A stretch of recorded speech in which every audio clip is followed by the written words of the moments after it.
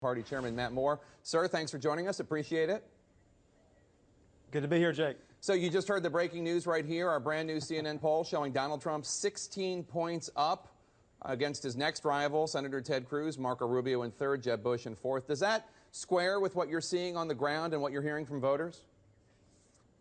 Well, it very much matches what we've seen here in South Carolina for the past few months. What we've seen nationally, the polls nationally very much match the South Carolina polls. I do know that poll that you're mentioning from CNN was taken 4 days before the debate here and 2 days after. I'm interested to see if the debate here in South Carolina had any impact on any of those numbers as we go into the end of the week here.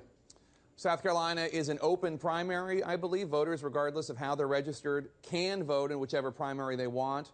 A lot of observers have suggested that Trump, especially at the debate on Saturday, he may have been trying to win independents and maybe even some Democrats by doing things like attacking George W. Bush for, in his words, lying about weapons of mass destruction, allowing 9/11 to happen on his watch.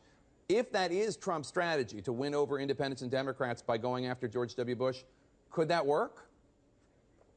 Well, that's one theory of it. Here in South Carolina, we lack a lot of proof that people cross over and vote in our primary. In fact, the Democrats have a primary here in South Carolina that's actually maybe just as consequential on their side 7 days later between Clinton and Sanders.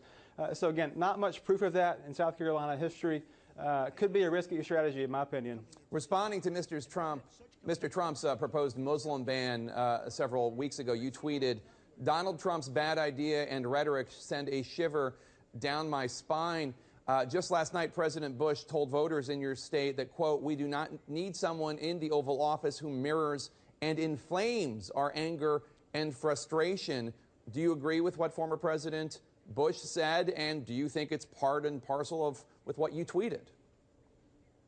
Well, my tweet was back in November, more than a few months ago.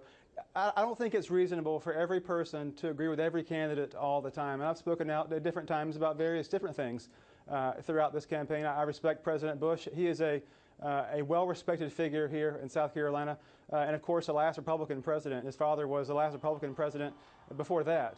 So again, there's a bit of risk, I think, in attacking the Bush family here, regardless of your feelings on Jeb's campaign and how he's doing here. So we'll see where it all goes. You say there's a bit of a risk, and obviously President Bush is still hugely popular among Republicans in your state. A lot of people turned up to see him last night, far more than typically show up for a Jeb Bush rally. Do you think that affection for George W. Bush can transfer to Jeb Bush? Well, that's the 50-delegate question here in South Carolina as we head into Saturday. What is the percent of undecideds? Does anyone really know? Are people willing to change their vote?